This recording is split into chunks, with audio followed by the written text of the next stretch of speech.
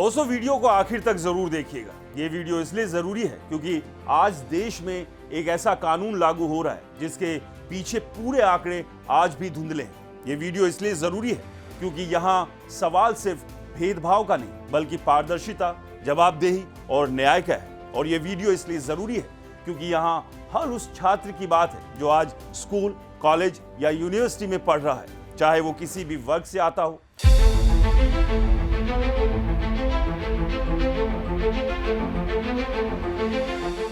दोस्तों सवाल सीधा है, क्या मोदी सरकार आंकड़ों को छुपा रही या फिर देश को जानबूझकर अधूरी तस्वीर दिखाई जा रही है? क्योंकि आज बहस सिर्फ यूजीसी के नए कानून की नहीं बल्कि उस भरोसे की भी है जिस पर लोकतंत्र टिका होता है। जी हां, हम बात कर रहे हैं यूजीसी के नए promotion of equity in higher education institution regulation 2026 की, जिसे 13 जनवरी 2026 को जारी किया गया और जिसे सरकार समानता और न्याय का ऐतिहासिक कदम बता रही है। लेकिन दोस्तों किसी भी कानून से पहले सबसे पहला और बुनियादी सवाल यही होता है कि जिस समस्या को आधार बनाकर कानून लाया जा रहा है उसके ठोस प्रमाण आखिर कहां है? 1956 में बना यूजीसी एक्ट कई दशक तक देश की उच्च शिक्षा व्यवस्था की रीढ़ रहा। इसी कानून के तहत एंटी डिस्क्रिमिनेशन कमेटी बनी, SC/ST सेल्स बने, शिकायत निवारण की प्रक्रिया तय की गई। यानी सिस्टम अंधा या अनसंवेदनशील नहीं था। लेकिन फिर अचानक सरकार कहती है कि कैंपस में जातिगत भेदभाव बेकाबू हो गया।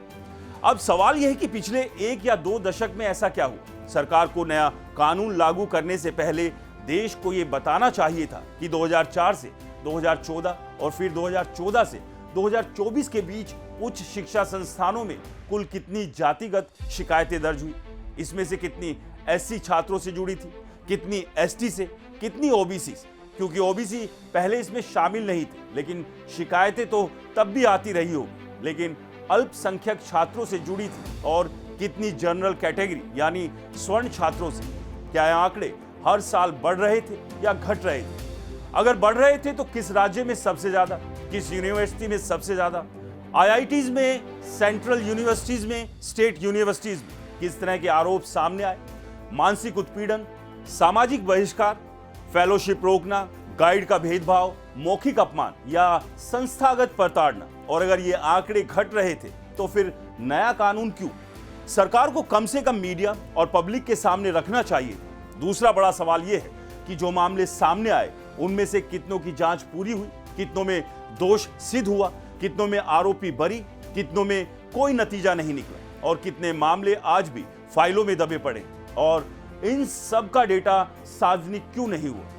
देश का मीडिया इस सवाल पर चुप क्यों है? क्योंकि आज स्थिति यह है कि कानून है, भावनात्मक बयान है, सुप्रीम कोर्ट के निर्देशों का हवाला है, लेकिन पब्लिक डोमेन में कोई समग्र और पारदर्शी आंकड़े मौजूद नहीं। ना हमें पता है ना आपको पता है। अब पुराने मामलों के उदाहरणों पर आते हैं। 17 जनवरी 2016 को हैदराबाद सेंट्रल यूनिवर्सिटी के PhD स्कॉलर रोहित वेमुला का मामला सामने आया। उनके सुसाइड नोट में लिखा था, my birth is my fatal accident. जांच में सामने आया कि वो महीनों से जातिगत उत्पीड़न झेल रहे थे। इसी तरह 2019 में मुंबई में आदिवासी समुदाय से आने वाली डॉक्टर पायल तड़वी का मामले सामने आया, जिन्होंने अपने सीनियर्स पर जातिगत उत्पीड़न का आरोप लगाया और बाद में उन्होंने भी आत्महत्या कर ली।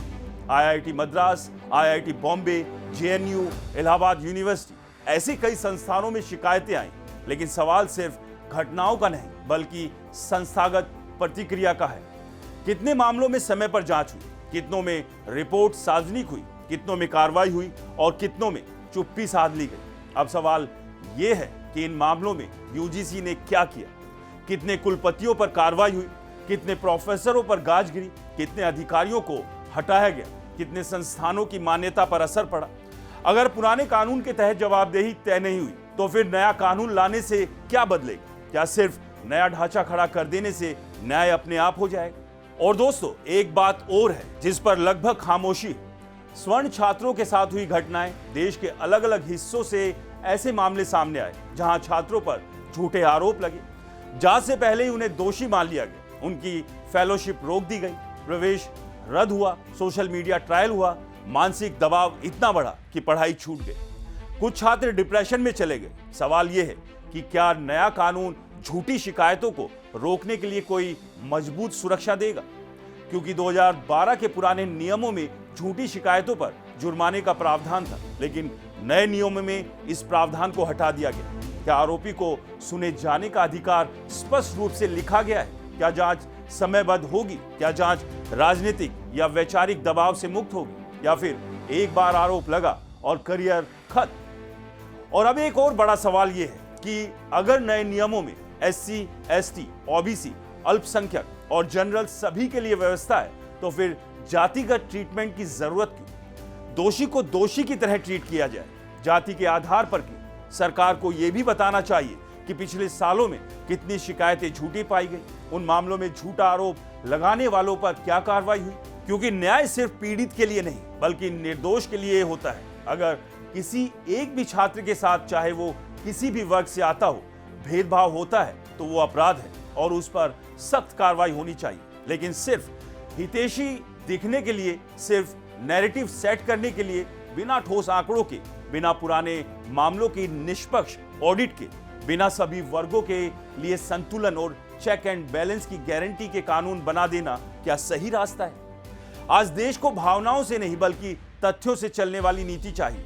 पारदर्शी आंकड़े चाहिए, पिछले 10-20 साल की पूरी रिपोर्ट चाहिए, दोषी पाए गए मामलों पर सूची चाहिए और साथ ही ये भरोसा चाहिए कि कानून किसी एक वर्ग के खिलाफ नहीं बल्कि हर छात्र के पक्ष में है। क्योंकि सवाल सिर्फ UGC के एक कानून का नहीं, सवाल उस पीढ़ी का है जो आज विश्वविद्यालयों में पढ़ रही है, और उस भरोसे का है जो सरकार और नागरिकों के बीच होना चाहिए। तो ये तमाम सवाल हैं जिनके जवाब अभी बाकी हैं। दोस्तों, अगर आप इस विषय पर कोई सुझाव देना चाहते हैं, अगर आपको लगता है कि इस कानून में कोई खामी है या कोई ऐसा पहलू है जिस पर सरकार और UGC को जवाब देना चाहिए, या फिर अगर आपने खुद या आपके आसपास किसी ने कैंपस में भेदभाव या अन्याय का सामना किया है, तो अपनी बात कमेंट में जरूर लिखें। आपकी राय हमारे लिए सिर्फ कमेंट नहीं बल्कि एक मुद्दा है। और अगर हमें लगा कि आपकी बात जनहित में है, तथ्यों के साथ है और सवाल पूछने लायक है, तो हम उसे आगे उठाने की कोशिश करेंगे, उसे अगले वीडियो में शामिल करने की भी कोशिश करेंगे। क्योंकि ये मंच हमारी आवाज नहीं, आपकी आवाज है, और सवाल पूछते रहना ही लोकतंत्र की सबसे बड़ी ताकत है। नमस्कार।